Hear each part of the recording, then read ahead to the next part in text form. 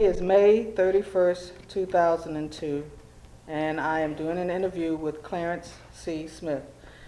Mr. Smith, can you tell us where you were born and just about the area in general, how much land you lived on, the house? Well, I was born in Drayden. Uh, I guess it was a grandfather's place. I guess it was about 8 acres of land. Uh, Three-bedroom house. Uh, Done a little bit of farming, raised vegetables, uh, hogs, and just basically country life. Did you play games as a child? And if you did, what kind of games did you play? Did you go to the store and buy games? Did you make up your We own? had to make up our own. We had no money to buy games. We take an old sock and put rags in it and use it for a baseball. And basically the same thing for our dodgeball. We did not have any store-bought toys. It was no such thing. Okay, how did you and your family live? Did they farm? Were they water people? A little bit of both. More water related than farm related. Like I said, we raised a little bit of tobacco on the place, but most of the living came from crabbing, fishing, oystering, seafood.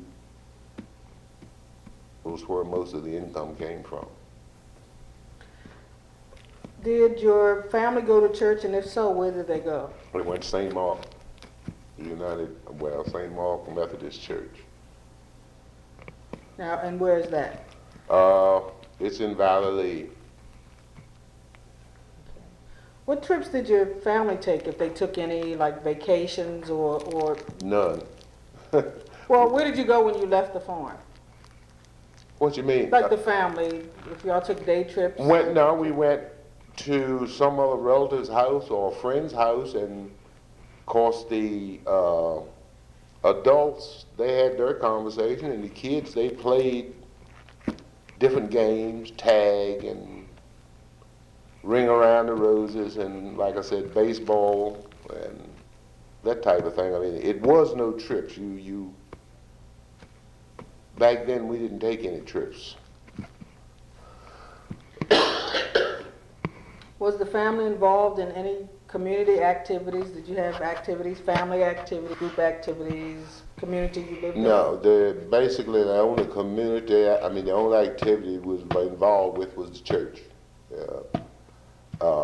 Later on when we got to school, we had a few school plays and that type of thing, but the main activity then was What kind of work did your mom do? basically clean houses for other people. Do you think that times were better or worse than they are now? Financially and living conditions is better. Morality and decency is a lot worse. Back then, you respected your elders, you listened to what you were told, and anybody would correct you if they saw you doing something wrong. And of course at the time we thought it was bad, but later on we found out how great it was that everybody in the community looked out basically for everybody else. Children, adults, whatever. And that part to me was a lot better then than it is now. Of course, living conditions and financial conditions are a whole lot better now than they were then. But born poor, living poor, you didn't realize how poor you were until later years. I mean, you can't miss what you never had. What were your family's health concerns? How do your parents deal with health and illness? Well, basically, home remedies. Every now and then, somebody got real sick, they went over to Dr. P.J. Bean, which even I can remember when his visits went from 50 cents to $1. And that included medicine. He gave you 3 or 4 boxes or bottles of medicine included in that cost. But majority of sickness, cuts, bruises, or whatever, home remedies took care of them. Do you remember any of the home remedies that were used then? Yeah. Spider webs to help stop the bleeding. If you stuck a nail or something in your foot, put a piece of fatback meat on it, supposedly to help draw the poison out so you didn't get the lockjaw. For colds, there were some remedies that were so nasty I don't even want to try to describe them, but they seemed to work, but they sure did taste bad. Were doctors, hospitals, and other medical facilities available to you or your family? Hospital, no. Doctor, like I said, Dr. Bean is the one that I can remember. And like I said, he lived over in Great Mills. And of course, doctors then made house calls if you could get in touch with them. But by not having a car or something, at times you couldn't even get to the doctor, so you had to be able to be took care of at home.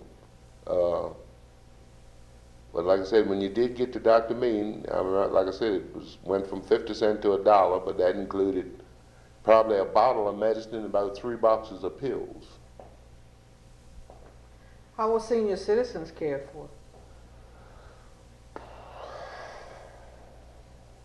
Senior citizens basically looked out for themselves, and like I said, back then, neighborhoods looked out for anybody in the neighborhood. It didn't have to be a relative, not even a close friend, but somebody in the neighborhood seen something or needed something, somebody seen they got it. So I guess it was basically everybody looking out for everybody else. I mean, the kids were sent to cut and carrying wood for the older people, get the water from the spring or the well, and whatever they need done, some of the younger children were sent to do it, and whatever they wanted, you did it. No questions asked? No, you didn't question. You didn't question that. Because you wouldn't like the answer and do it anyway. What did you use for transportation if you had to get anywhere? Feet. Do you remember having, what did you do for entertainment? Well, let's say like television, radio, I had a that type of had a battery radio, but it was turned on very little bit. Only certain programs, and of course then the fights, because the batteries were expensive and you didn't have the money to buy them. So yeah, I mean, it was no such thing as kids going in and turning the radio on. You did not touch the radio to begin with. And when the adults turned it on, it usually wasn't on for too long a period of time, because you didn't want to kill that battery, because that was all you had.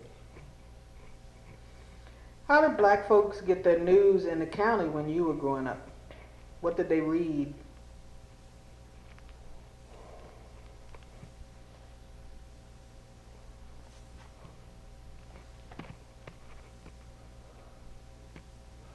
Most of the news was local news, and that was word of mouth. I really don't remember a newspaper, not a current one anyway. I mean, you might would find a newspaper and look at it that was probably a month or two old, but you didn't get current news. Like I said, I think my grandfather used to turn the radio on to Edward R. Murrow for about a half an hour at a certain time each night. I forget when it was, but it was before we kids had to go to bed, and everybody shut up and listened to the news. And basically that was it. How do countyans get their news today? Enterprise, St. Mary's Today, some local radio news, and of course you got television stations that cover any major news event even down this far. But and of course the Washington Post. I subscribe to the Washington Post, which their magazine and metro section covers quite a bit of southern Maryland. I can't remember if I asked you this, but what were the chores you had to do specifically?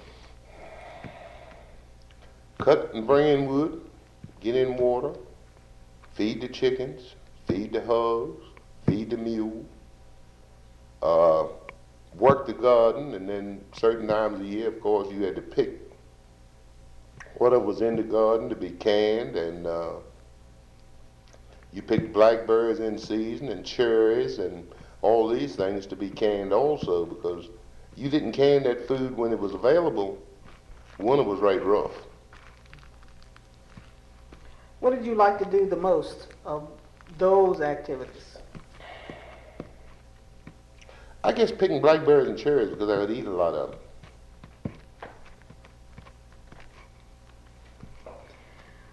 How did your folks treat you? What did they do with you you remember best? How did they discipline you? What were you disciplined for? And do you feel like they prepared you for life? Definitely. Back then, people didn't argue with kids. What they said went.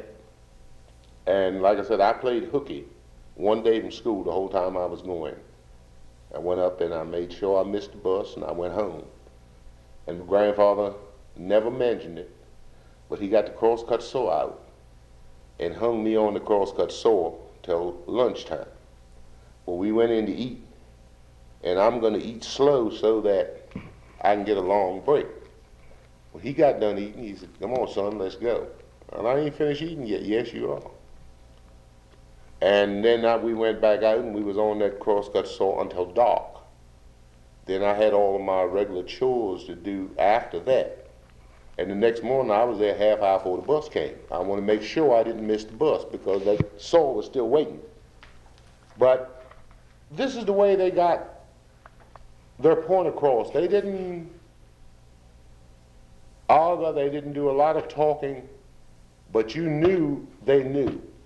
One other chore I had was pulling baskets of grass for the hogs. Well, plenty of grass in the field, but you wanted to get by. So you'd go out there and you'd pull grass and fluff it up in the basket, and it would look full. And you'd look, and he was nowhere in sight. But one of the corners you went around, he was there. He pushed that grass down in the basket, and it'd go way down. Well, you didn't get to go back to fill it. You went and dumped that in the pen, then you went back and got a full basket. So it was a lot simpler to fill it the first time, and you wouldn't have to make 2 trips. And I mean, this is the way they got their point across. You were supposed to get in buckets of water at night. If it was 11 o'clock at night, frost on the ground or whatever, wasn't no water in the bucket, you went then and got that water. Even 11 o'clock at night, they got you out of bed. But you still went and got that water, because you should have got it that evening. You knew you were supposed to do it. So they learned you to do what you're supposed to do when, because you are going to do it. And it's better to get all these things done while you can still see and get around than going out there in the middle of the night to do these things. So you learned to do what you were told. Yes, that's true.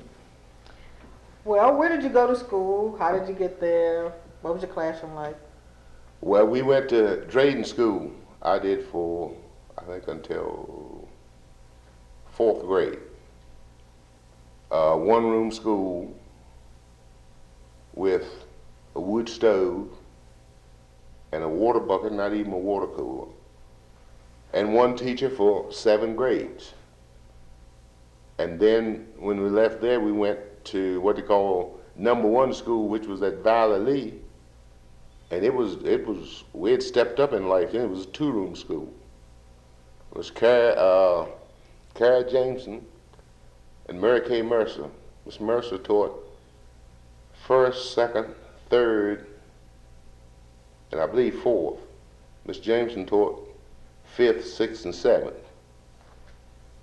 So when I went up there, I was in evidently the 5th grade, because I went in Miss Jameson's room when I went up there. And then when I left there, we went to Old Jarvisville High School. And I went there till 11th grade, and I had about 3 more months to graduation, but I got stupid and I left. Well, how'd you get to school? The old Drayden School, we walked. When we started going to Valley Lee and Jarvisville, we got a bus. One bus covered Drayden, Valley Lee, Callaway, St. George's Island,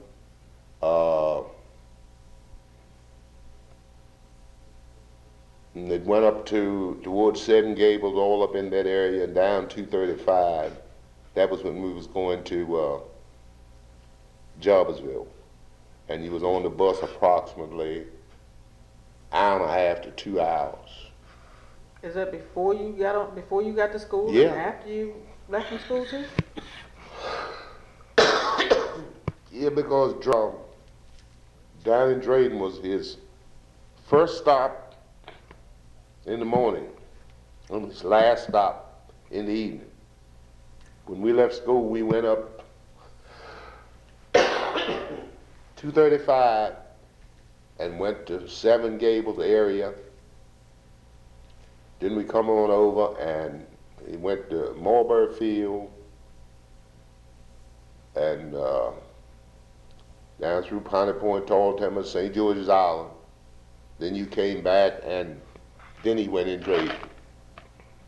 And that was McDowell Thomas. Who was your favorite and your least favorite teacher, and your favorite and least favorite subject? My least favorite subject was English, only because of William Shakespeare. I hated it with a passion. That's what made me quit school, the life of William Shakespeare. And my least favorite teacher was Ms. Mears, because she was the one that taught this. And I just didn't care for her, and I didn't care for the subject. And I guess one of the favorite teachers was her husband, Mr. Mears. He was the principal at Jarvisville at the time, and he was okay. I mean, he was strict, but he was fair. And if you'd done what you were supposed to do, you had no problems with him. But with her, you had problems whether you'd done what you were supposed to do or not. It didn't matter. So they were both at Jarvisville? Yes. Now, where was Jarvisville School? The base has reclaimed it now. It's on 235 before you get to, well, it used to be Carver Heights. Now it's what did they call that down there? I thought it was still Carver Heights. No, it's not Carver Heights anymore. It's something else. But anyway, I'd say it was 3/4 of a mile up from Carver Heights, be on the right-hand side coming up, left-hand side going down. And it didn't have running water or bathrooms either when we went there. You had outside bathrooms, and you got water out the pump and put it in the water cooler. Of course, on hot days, you know how long it stayed fitting to drink. But hey, at least it was better than what we had up to that point. So you said Drayden was one room. Yeah, The number one school was two rooms. right. Well, how about Jarvisville? I think Jarvisville was about six or seven rooms. I mean, they had, over there you took home ec, you had shop, you had all the regular classes, but I know home ec and shop was two of the extra things that they had there at the time. Okay, the students that went to Jarvisville, what areas did they come from? Other than the areas you just... All over St. Mary's County, because that was the only black high school down this way. I'm trying to think at the time, was it any black high school up in the Loveville in all area? And I'm not sure. But I mean, Jarvisville covered from Point Lookout to, I know, like I said, up as far as Seven Gables Road and all of, like I said, Piney Point, Galilee, Callaway, Ridge, Park Hall, Scotland, any black students in them areas, that's where they went. As a child, if you remember, what did you dream of becoming and why? And did your dream change? Yeah, it changed. I always decided I was going to work on the water and make a living there, which for quite a few years I did. But then it got to be too much hard work and not enough money, so I had to find something else. As a teenager, where did your folks approve of you going? Did your parents let you court, and where would you go? And what types of things did y'all do? Basically, you still wasn't allowed to go anywhere. You could go to the movie if you could find a ride. And the movies then were at Happyland Club. Ralph Waters, which was superintendent of the black school in the county, he was the one that had the projector, and he used to come down either Tuesdays or Wednesday nights and show movies at Happyland. I think it was, I remember when it was 25 cents. It went up from there, but I do remember when it was 25 cents. And of course you would have a movie, and then it was a serial thing where you saw a little bit of something every week that would make you come back the following week to see what was going on. And of course his projector wasn't best in the world. It broke down a lot. And there was a lot of pauses in the movie while you got the projector fixed. But hey, it was something great for us because it was better than anything else we had. What was it like when you first moved out on your own? Where did you move to? Why? What did you do? Well, when I moved out on my own, I got married. And it was all right. Things were still hard. I mean, you still couldn't make any money, and you had to inch and pinch and scrape to get by, but, you know, if you were willing to work, you could survive. And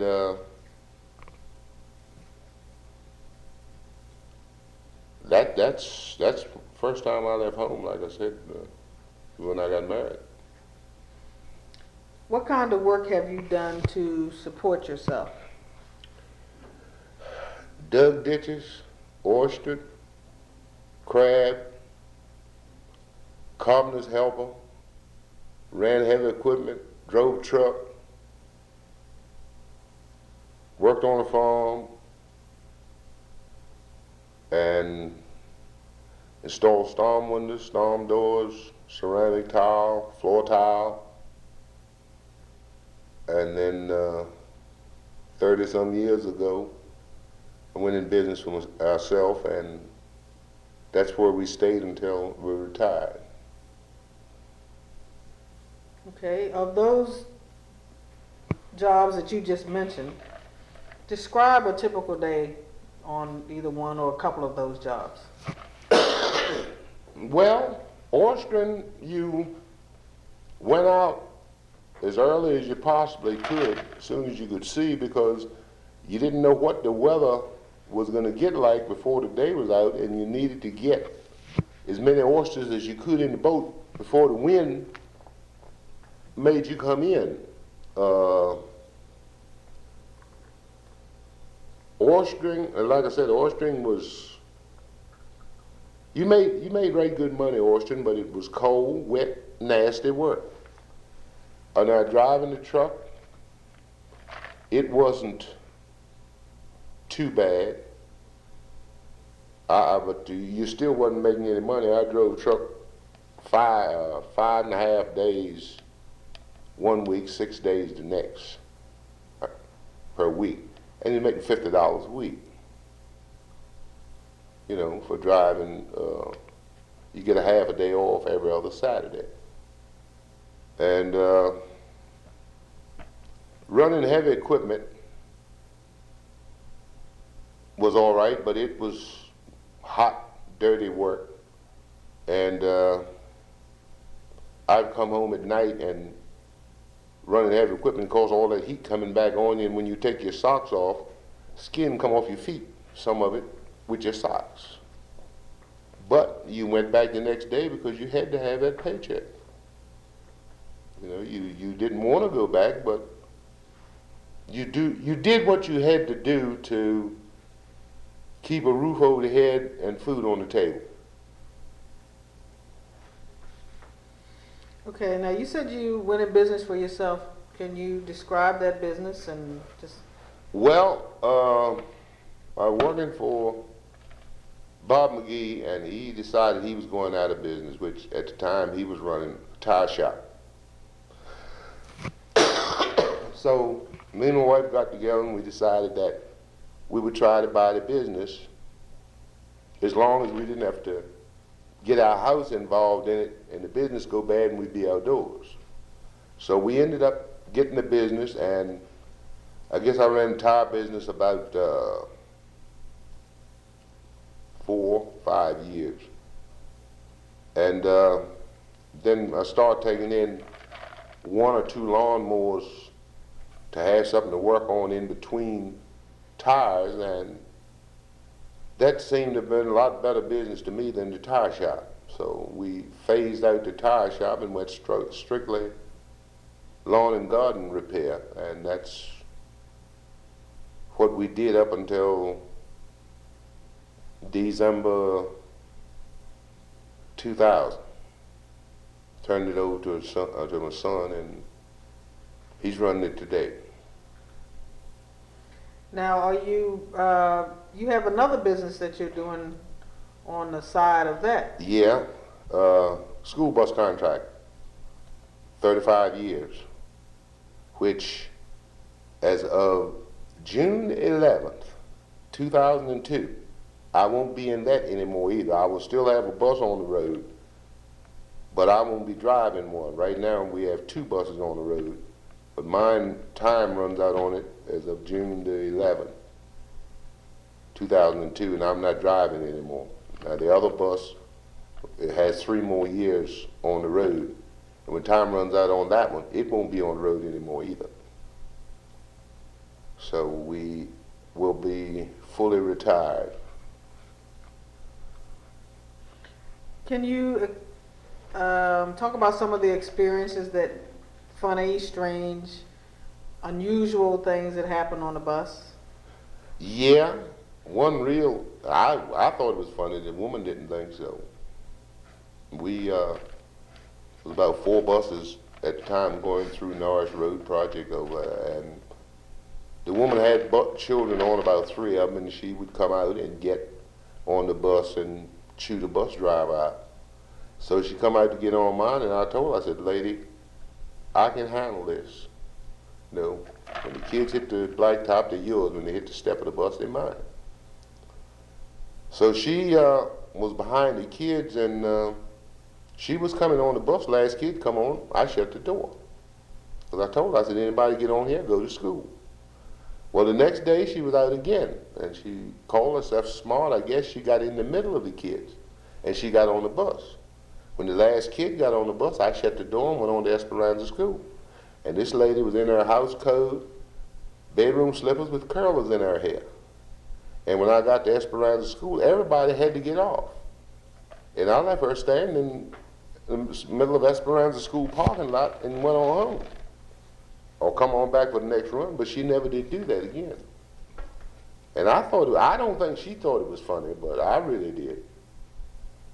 But hey, I told her what would happen if she got on the bus, and evidently she didn't believe me, and I had to prove the fact. Have you had any unusual experiences with the lawn, the mower business? Anything unusual? Any unusual type repairs? Any unusual equipment? No, other than every now and then you will pull the top off one and find a dead snake under it that has went under there, and I guess stayed under there too long, got fried. I guess that's about.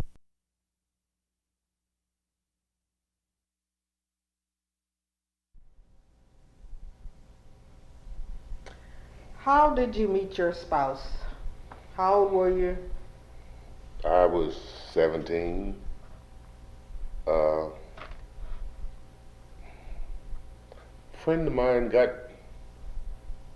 Maddie Watts got me to go to pick her up and bring her to a birthday party that she was having. I think it was a setup, but I'm really not sure. But anyway, that that's how I met her. And Well, what do you remember about the wedding? When did you marry? Where? Who was there? Did you go on a honeymoon? no, couldn't afford a honeymoon. We got married at Parsonage at St. Mark Church. Reverend Louis Mayhew was the pastor. Wasn't but nobody there but her and I. And I paid him with $5 I borrowed from my father because I was broke. And that was over 50 years ago. Been married 51 years in October of 2002. So you didn't, the only ones were there were you, your wife, and the pastor? You didn't need any other witnesses? I then? think his wife was there as a witness. What has your family life been like?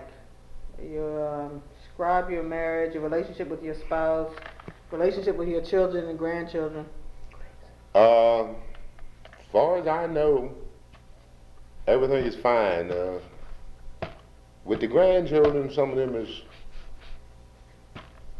but they're nice kids, but they're just weird. But, I mean, as far as I'm concerned, I've had 50, going on 51 happy years.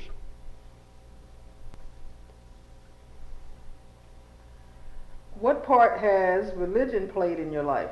What church do you attend? Do you participate in church activities?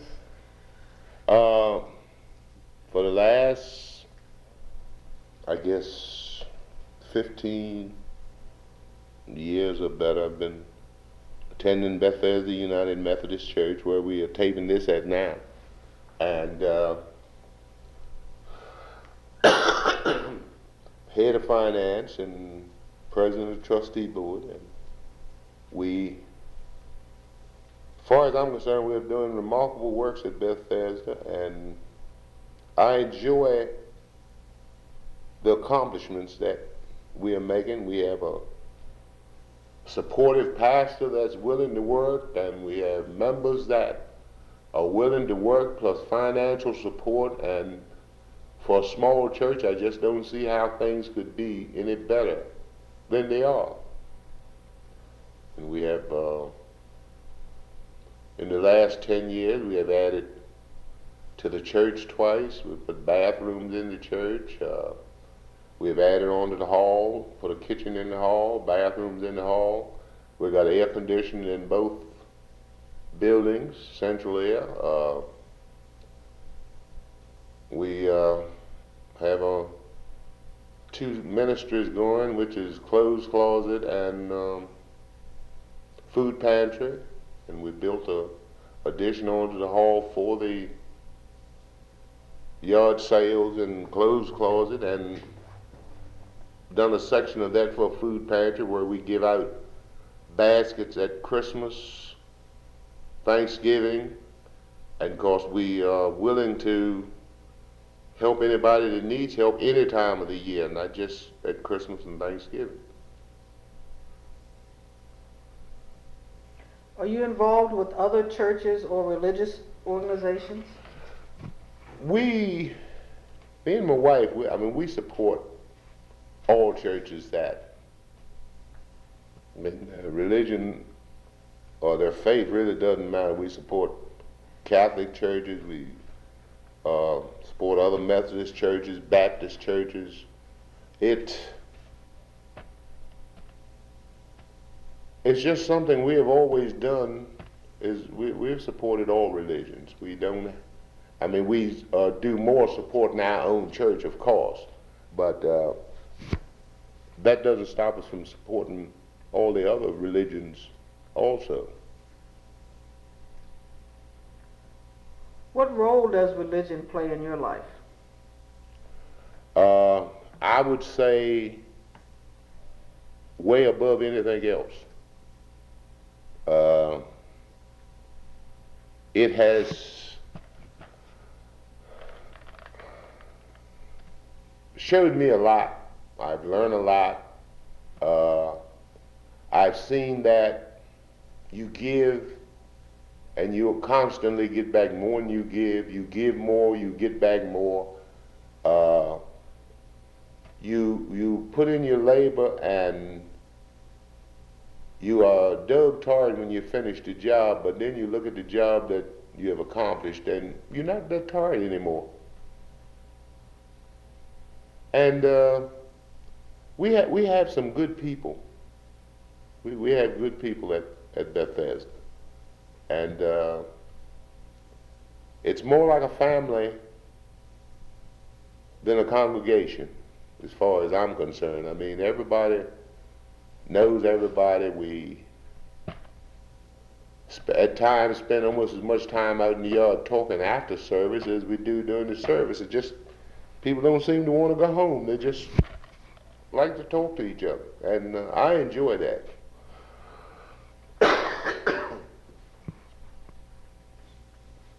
What community activities do you participate in, both now and in the past? Say, for example, softball, baseball, little league. I have never been much sports. I had kids that was in Pee Wee football. Now, I was with Boy Scouts for, I guess, over 20 years. Cub Scouts and the Boy Scouts. We camp outs and field trips, ball games. That I enjoyed.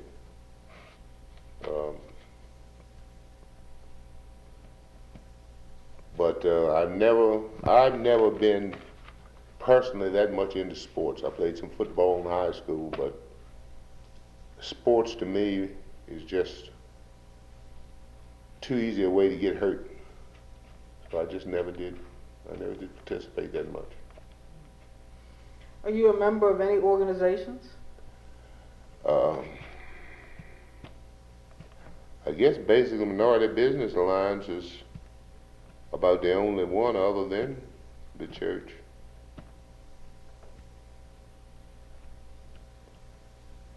I don't join too many organizations, because you join an organization, to me, you should be willing and ready and have the time to work at it.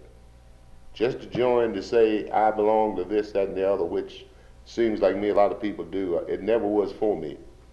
And about any time I have to spare, I spend around the church. And to join any of these other organizations and just pay your dues and you never show up to work or you don't attend the meetings and I don't see the point in belonging.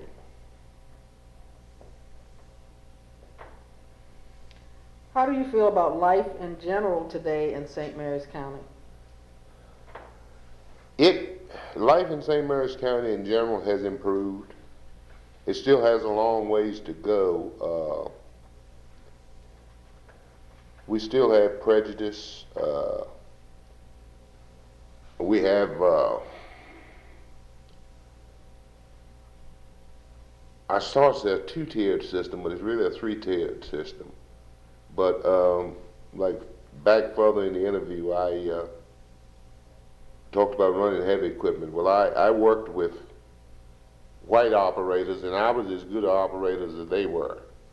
But they were making $2 an hour more than I was, which today that's not a lot of money. But back 35 years ago, you working 10-hour days, that's $20 a day. And $20 a day was good money. And I mean, I was doing the same job and doing it as well as they were. But like I said, they made $12 an hour. I made 10. You know, and to me, some of that is still going on. It's not as obvious as it used to be, but it's still here. And the financial institutions still see you as black being a risk, no matter your credit rating or your job. You get a loan, and if you're not careful, you're paying 2% more interest than their white customers in the same category. And I know this to be a fact. They will say it's not true, but it is true. First house me and my wife built, that was a long time ago. We built a 3-bedroom house. The house was completely finished outside. The chimneys were ran inside. Part of the petition we're in. On 2 acres of land, free and clear. We went to the bank to try to borrow $500 to finish that house, and we couldn't borrow it. And you know, and to me, we couldn't borrow it because we were black. Both of us were working at the time. I mean, and the house on 2 acres of land, you know, was worth a lot more than $500. But we could not borrow $500 to finish the house inside. And I still remember that when I go to the banks today. And I guess maybe I shouldn't, but if they say anything out of the way, then I'll let them know that I remember this and they're not doing me a favor. That's their business to loan me money. Because that's how they survive, is loaning money at interest. You know, you've got part of the time as much money in the bank as you want to borrow. So they're going to loan you your money back and charge you interest. And they doing you a favor? I don't think so. But you know, the way they see it as if, well, you know, I'm doing you a great favor to loan you this money. They're not doing me a favor to loan me money. I got to pay them back that money plus interest. So. Now, do you know of instances like that where that's happened to people recently? And I mean recently as in within the last, let's say, 5 years? Yes. All the banks we deal with, we send them a financial statement every January 1. And so my wife got ready to buy a piece of rental property. And we applied for a loan at bank. They kept, you know, you wait and you call, well, we got to check this. Call back, we got to check that. What's to check? So after about 4 weeks of this runaround, I told her, forget it. She went to Leonardtown to the bank, and had the check in the account in less than an hour with the same credit information. And before she got back home, the other bank had found out. I don't know how they did. So they called to find out, well, you know, we were going to let you have the loan. Yeah, when? Well, can't you turn this money back? We'll let you have the loan with no closing costs, no points, no. I said, no, we don't do business that way. I said, but maybe the next time somebody applies for a loan, you will remember this. I said, because you lost good interest on this loan because you're dragging your feet. I said, and there was no reason for you to drag your feet because you had all the information you needed in the computer. All of our financial statements, the properties that we owned, the accounts we had. I said, you had all of that. I said, all you had to do was punch a button on the computer and it would come right up. I said, now it took you 4 weeks and you still didn't get the loan. I said, and within 1 hour, she went to the other bank, they pushed the button, it came up, the check was wrote out, and deposited in our account. I said, now, you've got to see something wrong with this picture. That y'all couldn't get it done in 4 weeks, and they could get it done in 1 hour. But it's still happening today. Like I said, it's not as obvious as it used to be, but it's still there. People see blacks as a financial risk. No matter what credit you have, no matter what property you own, no matter how your payment record is, being black makes you a risk. And like I said, the institutions can say, well, we don't do that anymore, but they're lying. They still do it. And like I said, two people, a black and a white, can go to the same bank to borrow $50,000. And the white's going to get it quicker, and if he's not careful, he's going to get it at anywhere from 0.5 to 1.5 percentage points cheaper than the black man. And I know this to be a fact.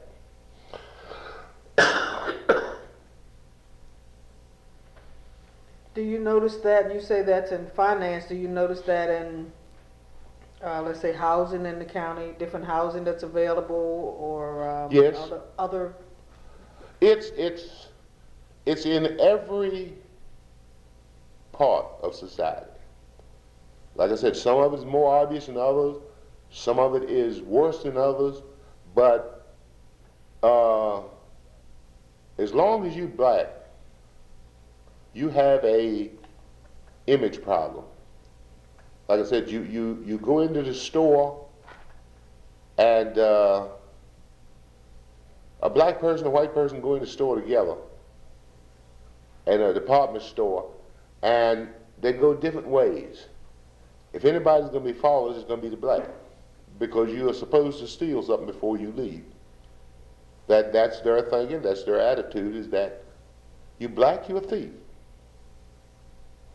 You know, and it's very few people that's living at this day and time that's gonna ever see that change totally, if it ever does. I don't think it ever will. I think it'll always be there. It's better now than it was 10 years ago. 10 years ago was better than it was 20 years ago. But it's still got a long ways to go to put the black man on equal footing. As a black, I've never wanted any extra help. Just give me the same breaks that you give to the white person, and I'll settle for that. Then it's up to me to make it or not make it on that. You know, I don't want nobody giving me anything. Just give me the chance and the choice to do what I need to do. And it's still hard this day and time to get that chance.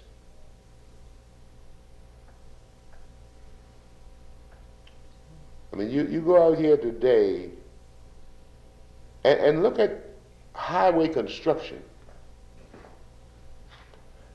and see who is on the equipment and see who is on the shovel.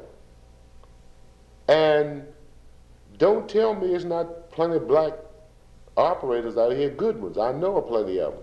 Like I said, I was one of them.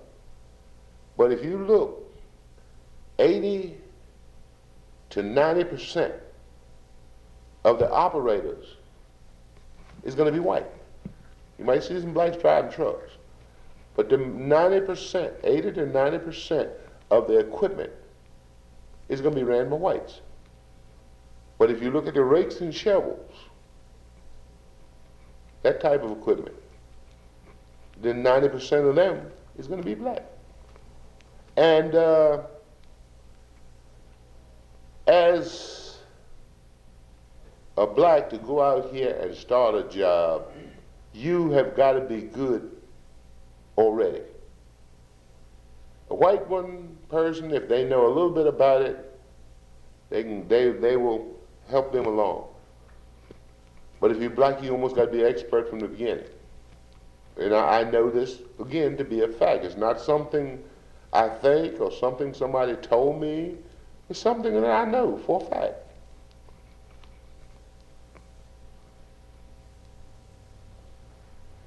Are people different from what they used to be in St. Mary's County? Just in general? Yeah. And part of that's due to the fact that we have so many people in St. Mary's County today from other areas.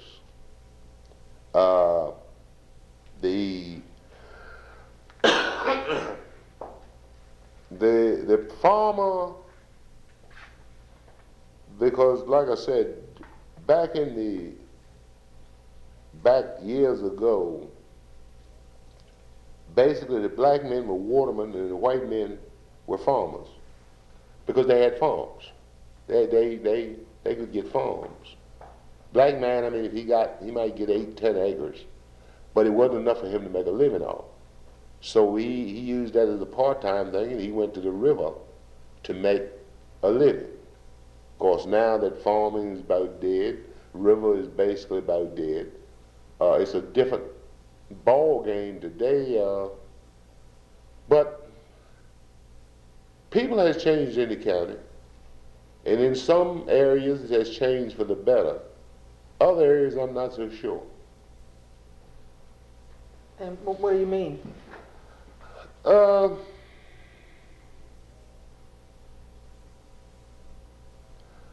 see, if you don't like me, I'm better off knowing right up front. And then I can watch out for you. It's the smile in your face and stab you in the back that people that I can't stand. And there's a lot of people out here like that today. They will laugh and smile and you good, but basically they really don't care for you. And a lot of times I don't care for them either. But if I don't care for you, you'll know it. I'll let you know. It's not, and I really don't care. But like I said, of course, like I said, the county has changed a lot because, I mean, we have people from everywhere here now, where 50 years ago, if you lived in the area, you knew everybody in that area. Now, you don't really know who lives next door.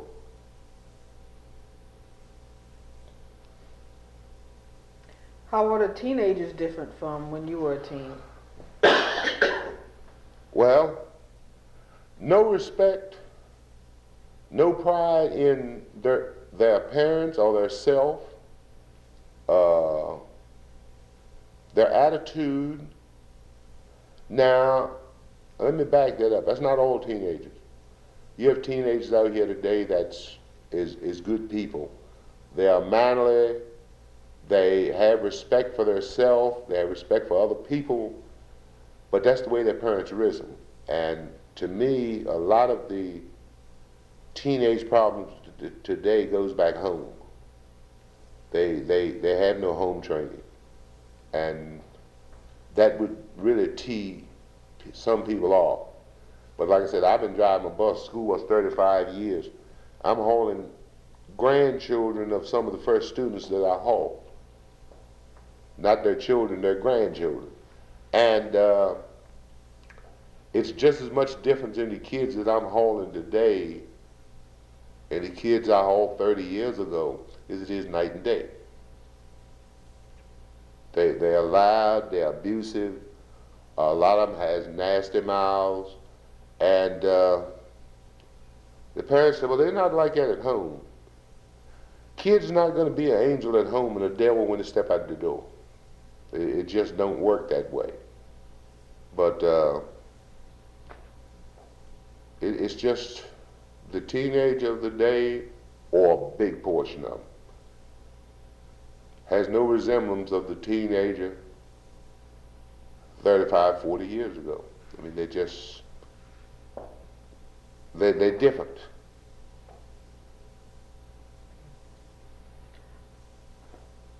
What was segregation like? Well, I guess you didn't realize how bad it was because you always had been in a segregated society. But I can remember me and my wife and daughter, baby, catching a bus to Baltimore and come back and stopped at the bus stop in Waldorf. The white passengers could go in and get food. We couldn't. You know, you go around the back and they shoot you something out the window. Well, damn, you're going to take my money. You can treat me better than that. So when you went on a bus or something, you carried a sandwich or you carried some cookies or you carried something like that. And you went to the movie. Blacks and whites could not sit in the same area. The black schools were pitiful because we got all of the cast-offs, the junk, the broken down desk, the bench, the books with pages tore out. You got no sports equipment. You got blackboards that was chipped. You got erasers that was wore out. You did not get any new equipment in black schools. You know, the only thing new there was if you bought a tablet or a pencil, your own. Everything else was hand-me-downs and stuff that a lot of it should have been thrown in the dump. But here again, it was better than what we had. Because without that, we had nothing. But you start reading a story or trying to study, and you get to a certain page in the book, and it's not there. So then you hope you can find another student that's got a book that a page is tore out somewhere else, and they got the page you need, and you got the page they need. But I mean, that's to me is a hell of a way to have to try to get an education. But you done what you had to do.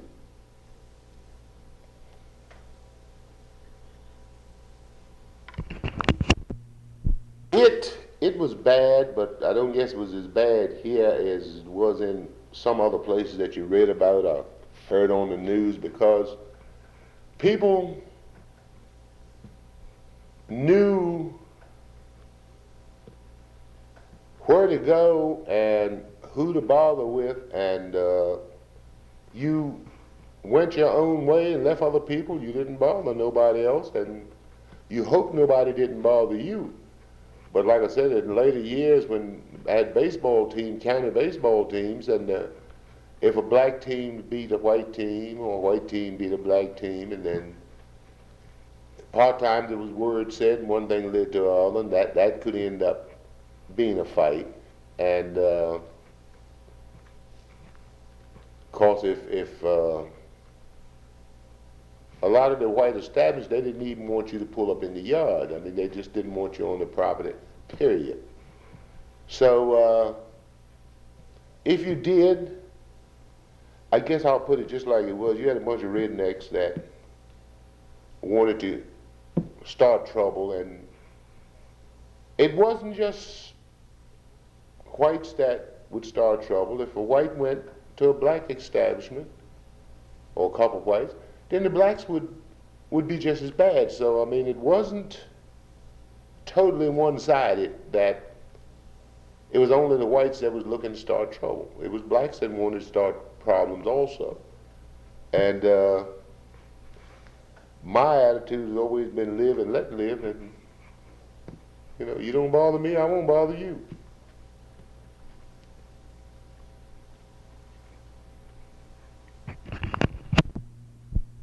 How do you feel about living in the county? Are you a native? Have you ever lived in the city? Do you feel there's a difference between county people and outsiders? Yeah, I've lived in the county all my life. I've never lived in the city. I've been there to visit, and I really didn't like it. And one of the things, like I said, in the later years it has changed a lot, but in the county people looked out for each other.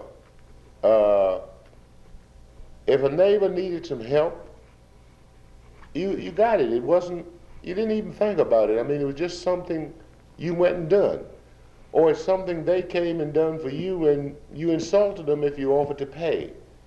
In the city, everybody seemed to basically live their own life. You know, like I said, they lived in apartments, and they didn't know who was living on either side of them in the apartment. You know, you went out your door and you might nod your head or speak if they happened to be there, but that was it.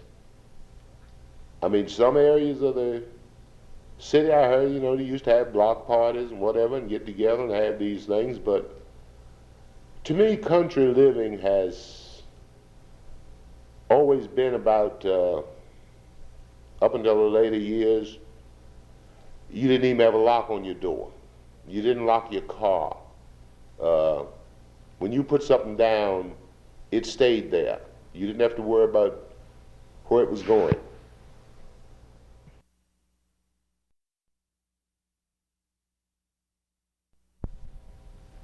No, in the country, first place, I've always liked space, and even if you didn't own a farm or something, you usually had a lot that was big enough that you could have a little garden if you wanted. You could plant some flowers or bushes, or you had a little bit of privacy, and somebody else wasn't living wall to wall with you. And I just don't think I could live like that and enjoy it. And of course, the people in the cities feels the same about country. They don't like country living. But to me, the fresh vegetables and the fresh seafood and that type of thing, I've always loved it. And like I said, I've been in the country all my life, and I have no desire to go to the city. Do you travel to or interact with people in the different sections of the county? And if you do, basically, what are your reasons? I mean, you don't have to get specific. Well, you attend some churches in different parts of the county. You know people in different parts of the county, and you go to any kind of basically a social function, and you're going to find people there from basically throughout the county. So it's kind of hard not to interact with people from other parts of the county, because almost on a daily basis you're going to run into somebody from some other part of the county other than what you're in. Do you think people are different in different sections of the county? Yeah, they are. I really am not sure that I can explain the difference, but it just seems to be a slightly different lifestyle.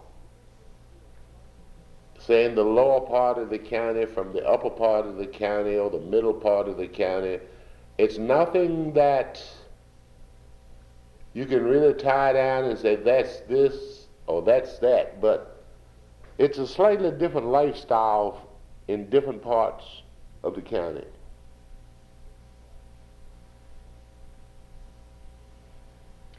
What do you think have been the biggest changes in St. Mary's County in your lifetime?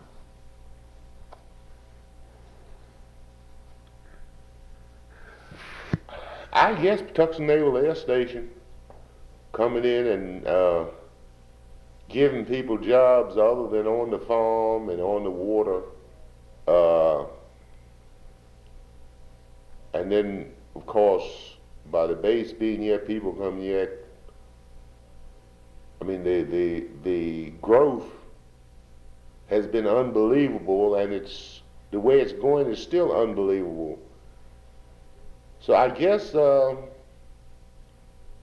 mean, anywhere you go now, you see new houses going up, you see new businesses opening up, and it's just that 50 years ago, you would have never even, you couldn't dream of what St. Mary's County would be today. It just, your imagination wouldn't let you imagine what's the Election Park 235 and all of the subdivisions in areas, Drayden, Valley Lee.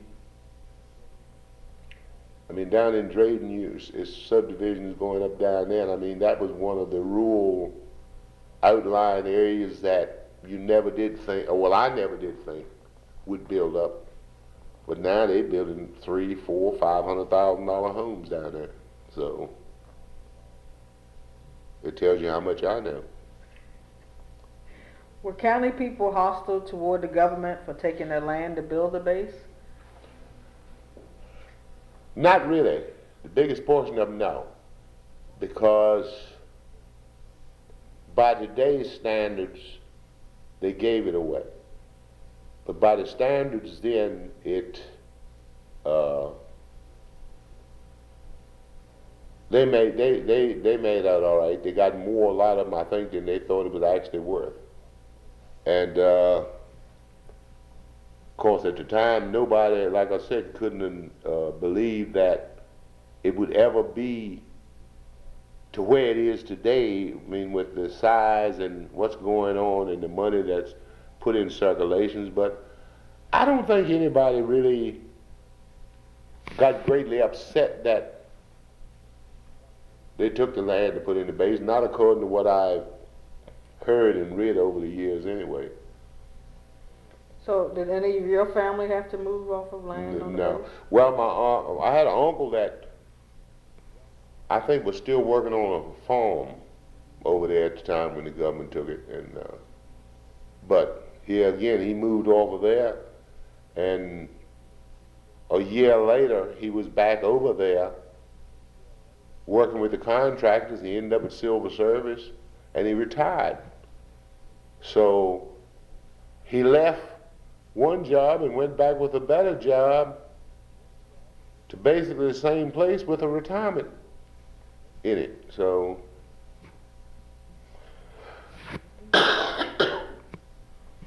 What are your feelings about the changes in the county because of the new growth of the base?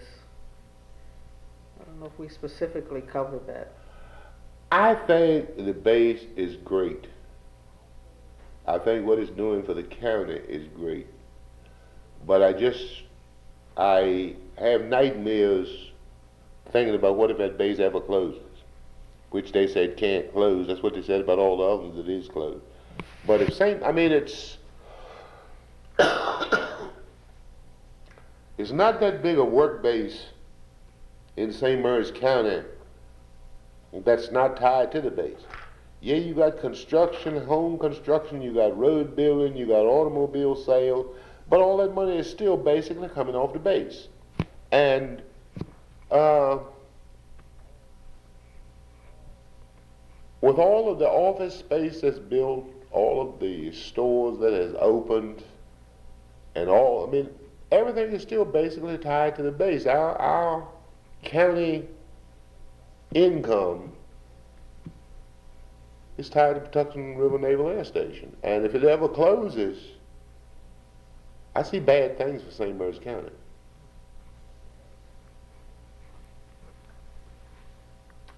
What do you think of the direction that the county is going in today? County government, just the whole St. Mary's County thing. I'm not happy with it at all. To me, it does not seem to be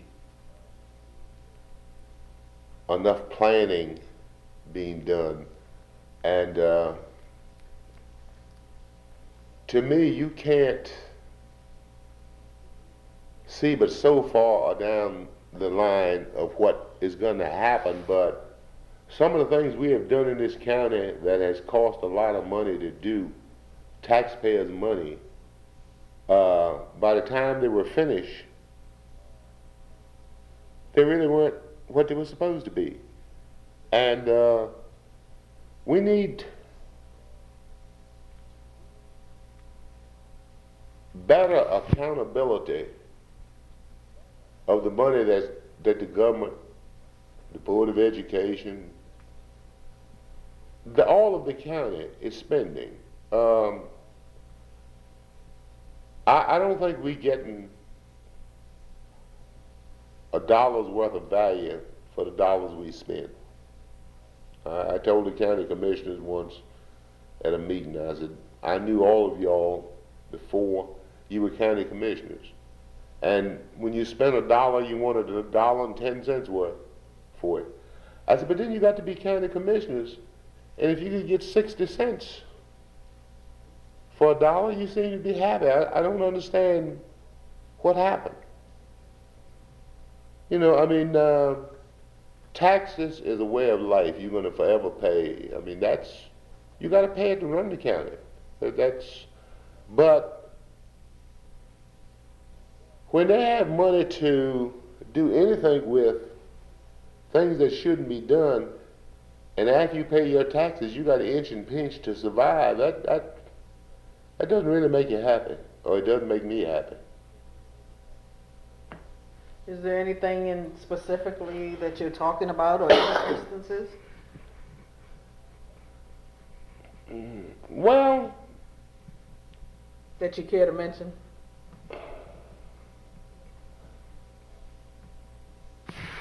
I guess, no, I better leave that alone. But it's a lot of things out here that I couldn't mention, but maybe I shouldn't. Okay, how about, do you believe St. Mary's may become an urban rather than a rural county, or stay a rural county? It's fast heading away from rural.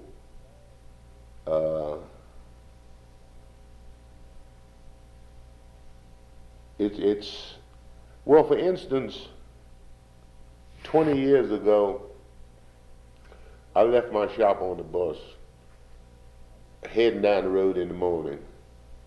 Between my shop and the far house, if I met 10 cars coming up, I hadn't met a lot of cars. Now it's nothing to meet 50 to 55 cars in the same distance. So that tells you what has changed in the county. You know, it's the county is growing, and I don't think our political leaders is keeping up with the growth of the county. And Band-Aids don't work. Quick fixes don't work. You know, and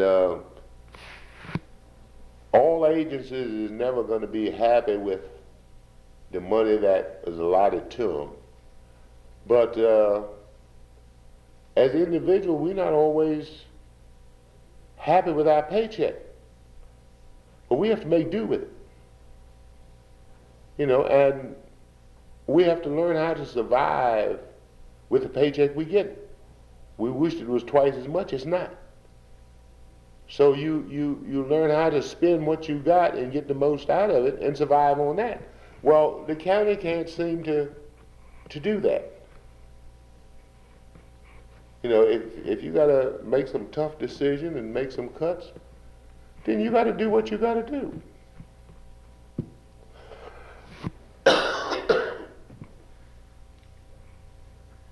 How have you contributed to the county?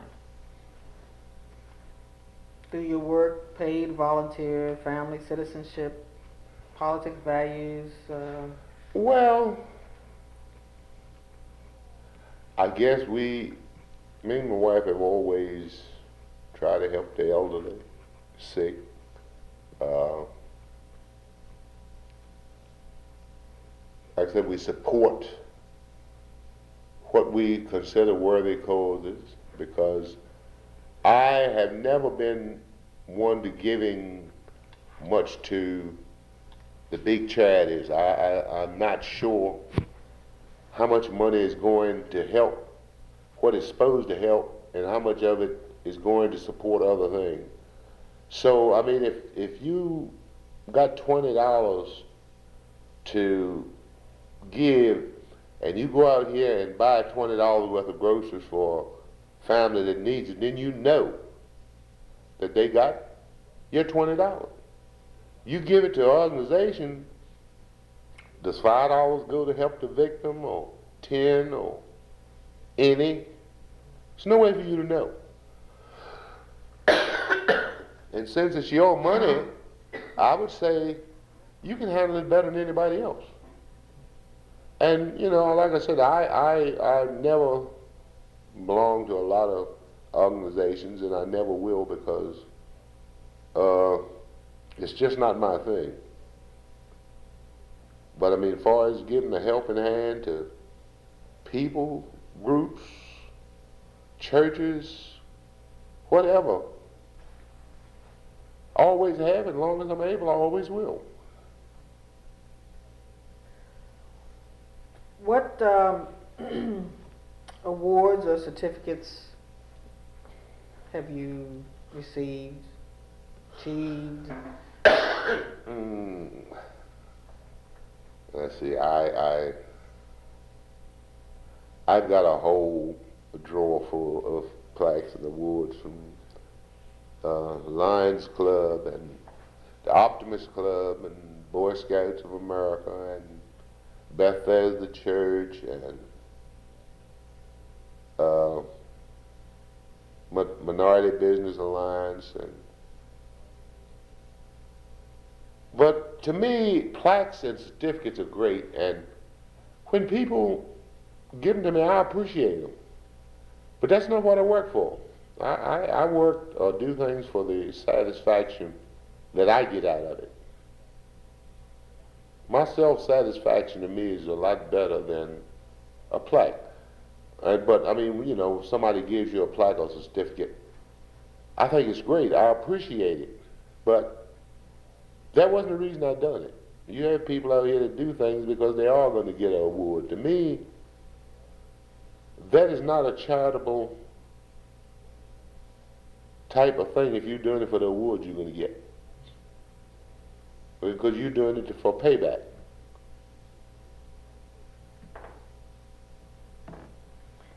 What do you consider to be the most valuable thing you have ever had?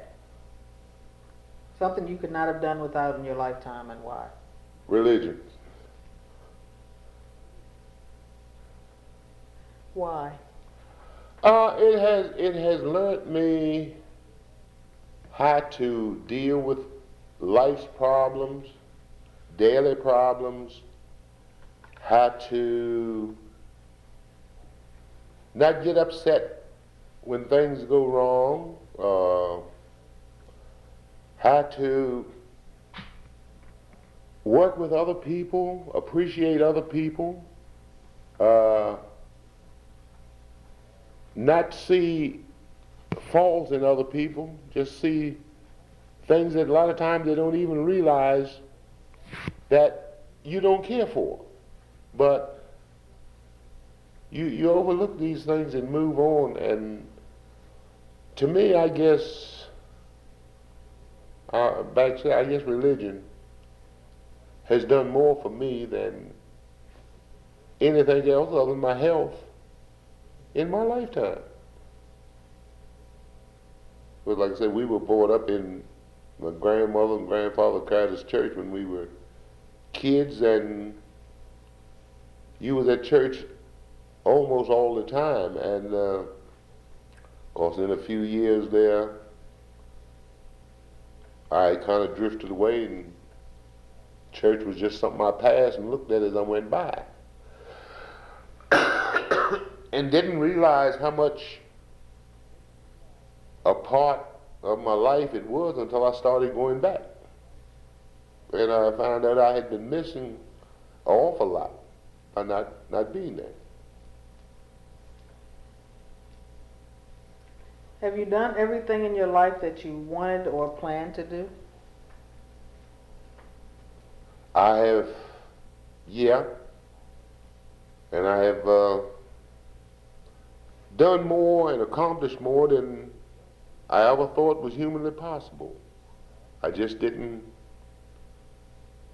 couldn't see, I guess, far enough ahead to realize what can be accomplished. So yeah, no, I can't think of anything that I would have done different. I can't think of anything that I would change. I've had a loving wife for, like I said, going on 51 years. I'm proud of her children, grandchildren, and life has been great. Well, unless you have anything to share, any stories that you have thought about while we've been sitting here, anything you can think of? No, Anything I think I have rambled enough. Well, thank you, Mr. Smith. I really appreciate you doing this interview. Well, you asked me, and I was willing, and we did it. This is the end of the tape.